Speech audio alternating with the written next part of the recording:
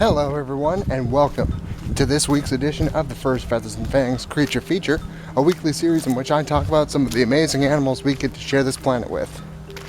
Now, for those of you who've seen the Magalia Wild Excursion, you'll know that I ran into a rattlesnake, more specifically, a Pacific rattlesnake, a young one by the looks of it, and that gave me the inspiration for this week's Creature Feature. We're going to talk about rattlesnakes. Rattlesnakes often evoke images of the Old West, but the truth is, they are very adaptable reptiles. The rattlesnakes inhabit habitats anywhere from deserts to grasslands, forests, swamplands in the south, even tropical rainforests getting down into Mexico and Central America. Rattlesnakes get their name from the rattles that they have on the back of their tails. When shaken very, very rapidly, just like that, they produce a rattling sound. Now, every time a rattlesnake sheds its skin, another segment is added to the rattle. So one can kind of judge the age of a rattlesnake by how big the rattle is. Now, rattlesnakes use their rattle as a warning to other animals to back away. Like I said in the Magalia video, they would rather not bite a potential predator. They want to give us the heads up, and they detect the presence of a larger animal coming by sensing vibrations in the ground. Oh, look. Looks like Mama Deer has decided to come out.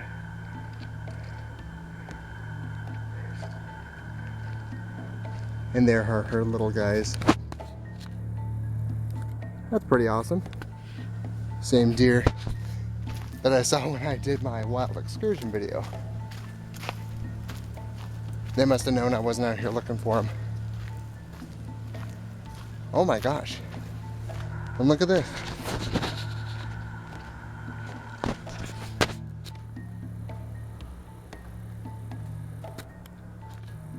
Another deer.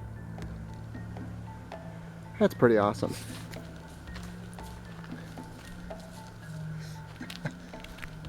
So there's a fifth. I told you there are a lot of deer up here. Sorry for that deer version.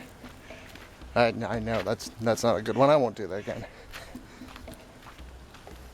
Rattlesnakes can sense vibrations in the ground of larger animals. Like deer, they won't want a deer stepping on them, but most often like mountain lions, bears, wolves, coyotes, anything that might eat a rattlesnake, they want to warn away rather than just lashing out with a bite. Now, speaking of that bite, rattlers can extend 2 times their own body length and deliver a very painful bite. Depending on the species of rattlesnake, they will inject a prey animal or a potential threat with either a neurotoxic venom, which stops the relay of neurological signals throughout the body, or some rattlesnakes also possess what is known as a hemotoxic venom, and that ceases blood clotting and also acts to destroy tissue that it comes into contact with. So if left untreated, that bite will become gangrenous, and it will lead to, say for example, if your hand is bitten, it can actually lead to your fingers sloughing off. That's not very pleasant. Excuse me. We're going to change the subject. See, can't even talk straight thinking about that. Ugh. Now, the delivery method of this venom, be it neurotoxic or hemotoxic, God, try and say those a couple dozen times in a row. Ugh. The delivery method for their venom is their fangs. And just like hypodermic needles, at the end of their fangs, there's a little opening that once it bites into a prey item or a potential threat, once it bites into something, glands located in the upper jaw, just behind the fang, will secrete the venom, which is made up of several different enzymes with various chemical compounds that will act upon the prey item, be it to disrupt blood clotting or inhibit neuron signals throughout the body.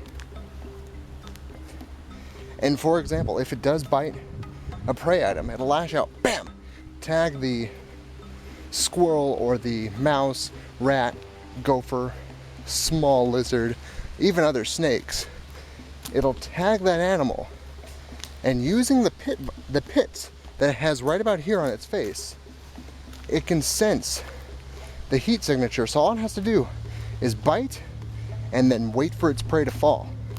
Unlike other snakes, it doesn't have to constrict in order to kill. It relies solely on its venom. So once the animal is bitten, that's it. Rattlesnake just has to wait and enjoy dinner or lunch or breakfast. Guess it doesn't really matter. Rattlesnakes come in a variety of colors, mostly sticking to brown, tan, black, and white, and they all have patterns on their scales. Most famously, I suppose, would be the diamondback rattlesnake that has white bands on its back that form a diamond pattern. And just like human fingerprints, just like stripes on a zebra or spots on a leopard, those diamond patterns are unique to each snake. Rattlesnakes also have black tongues, and you'll see them stick the tongue out. It'll go up, down, and it'll gather scent particles from the air. And that is a large part of how they perceive their world. They don't have the best eyesight, so the sensory pits on their face and their keen sense of smell let them interpret the world around them. Now the tongue will gather scent particles off the air, and it will pull it back into its mouth, and the tongue rubs up against what is known as a Jacobson's organ, little tiny dangling sensory organ that is in the roof of the snake's mouth, and it's part of the olfactory system. So the system that interprets smell and taste. And it'll take the scent from the air around it, and it'll help to figure out what the heck is going on. If there is something coming it wants to avoid, or if there is something coming that it might want to eat. Okay. I'm convinced. These guys are following me. I have never seen so many out here. To be fair, I think these are just the same deer. Over on the other side of those trees, that's where I came in. But still, I don't have to get a restraining order, do I? Against a deer? I'm gonna say no. Hey guys, I hate to bother you, but could you just compare a couple of bucks? I know, I'm getting better at the jokes, I swear. See, even they don't like them. Well everyone, that's about all the time I have for today.